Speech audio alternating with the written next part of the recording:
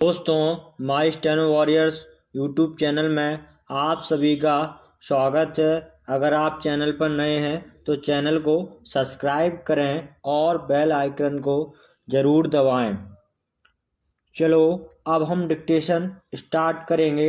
Dictation start होगी 5 second बाद। Ready and start. महोदय, जब तक अहिंदी भाषी हिंदी को हृदय से स्वीकार नहीं करते तब तक वह राष्ट्रभाषा का स्थान नहीं पा सकती और यह तभी हो सकता है जब वे यह समझें कि इसमें उनका भी योगदान है और उन्होंने इससे केवल लिया ही नहीं बल्कि इसे कुछ दिया भी है और उन पर कोई दूसरी भाषा लादी नहीं गई है, बल्कि यह उनकी ही भाषा है। मेरे कहने का अर्थ यह नहीं कि आप उनकी ही व्याकरण अपना लें। इसका अर्थ यही है कि आप उदारतापूर्वक जितना ले सकते हैं ले लें। भाषा इसी प्रकार बन सकती है। यह भी आवश्यक नहीं है कि उसको स्वीकार करने पर आप वही लिखना आरंभ कर दें, परंतु जो वे लिखें उसको आप गलत ना समझें। आज किसी भी भाषा का रूप वही नहीं है जो उसके प्रारंभिक काल में था। उसमें परिवर्तन होता रहता है। हिंदी के इतिहास में भी आपको यही बात मिलेगी।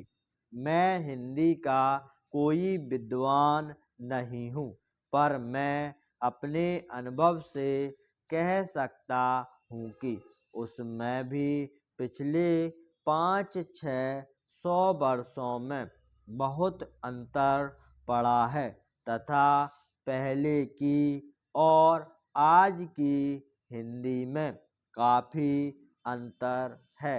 इसलिए नवयुग में जब वह देश की भाषा बनने जा रही है तो उसमें थोड़ा अंतर करना भी पड़े तो वह स्वीकार कर लेना चाहिए, जिससे उसका अन्य प्रदेशों के लोगों के साथ मेल बैठ जाए। कई अहिंदी भाषी लोगों ने भी हिंदी की काफ़ी सेवा की है। आपके राज्यपाल महोदय अहिंदी भाषी हैं और इन्होंने अपनी भाषा की बड़ी सेवा की है। यह भी हिंदी के पक्ष में थे और इन्होंने बड़ा योगदान दिया, जिसके कारण हम संविधान सभा में सफल हो सके। इनका भी यही विचार है जो मेरा है। मैं चाहता हूँ कि इनको भी हिंदी की सेवा करने का अवसर दिया जाना चाहिए। उसका फल हिंदी के लिए और देश के लिए अच्छा ही होगा। मानपत्र में आपने संस्कृत के संबंध में कहा है। मैं मानता हूँ कि हमारे देश में संस्कृत का अध्ययन आवश्यक है, क्योंकि देश की सभी भाषाओं का स्रोत वही भाषा है। संस्कृत से हमारा संबंध अटूट है। इसकी पढ़ाई लिखाई कम हो गई है।